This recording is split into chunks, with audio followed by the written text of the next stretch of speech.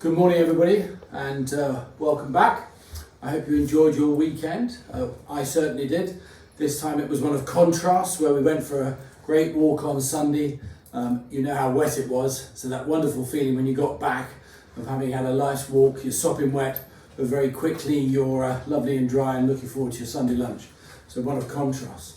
I have some notices before I start. Firstly, to say that the charity Christmas card effort will be happening soon, so please do find out about that and make sure that you're all making an effort. And here's a sports update. On Wednesdays we've been playing a little tournament, and I can tell you the positions as it stands at the moment. So at present in fourth position is Team 4 with 90. Just ahead of them in third position is Team 1 with 93. They're very close between fourth and third, and then it's very close between first and second. Team 2 is on 121 points, and Team 3 at present are in first place just by 2 points on 123. So all to play for still. Maybe two, bit like the Premiership, a top and a bottom. So today I want to talk about responsibility. It would be very difficult to not have heard that President Trump has been in hospital this weekend suffering from coronavirus. And so I want to have a look at the responsibilities that have surrounded him. He must have just a huge responsibility running the biggest free nation in the world, and those looking after him for the weekend, wow, what a responsibility they had too, doing their best for him, whatever their beliefs or whatever their political views.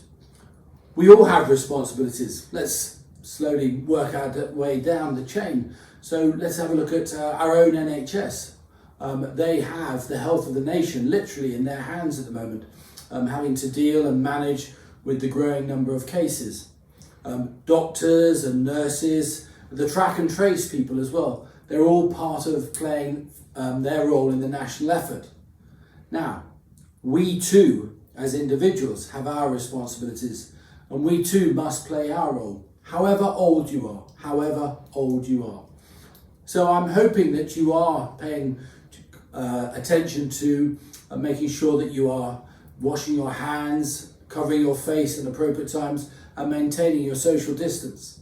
I want Amesbury to play its part, so I need its community, not only when it's at Amesbury, but also when it's away with parents and out doing their bit. We must have our own responsibilities. Our responsibilities in school are not just to do with COVID-19. They are to do with how we all play our own little role in making sure that Amesbury is the community that we want.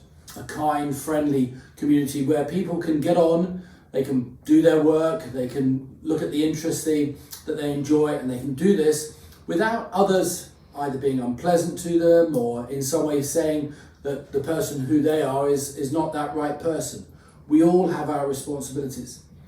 And those responsibilities are probably most apparent during free time. So when you go out to break time, when you go out to play, whatever you're going to do, just remember your own responsibility towards the other children, allowing them to be themselves and to play how they want to play. Remember, you have responsibilities to how you act and to what you say. Now, at the beginning of the term, I'm afraid that our top year did not show their responsibilities, but since then they've learned their lesson. So this morning at break, year 8, you can go back down to the bottom of Lower Field and have the goals down there and play there. Year 6, please can you move up to the other side, right up to the top near the pavilion. That's your area. So year 8, okay, didn't start so well, but you've shown me that you have learnt your lesson. Please make sure that you show the appropriate responsibilities. You can go back down to the bottom and enjoy the goals. Year 6, thank you for helping us out. You come back up to near where the pavilion is. Last Thursday, it was National Poetry Day, and although I don't have enough assembly on Thursday, I did want to find a little poem which I'll finish my assembly with, and it's called Soldier Freddy.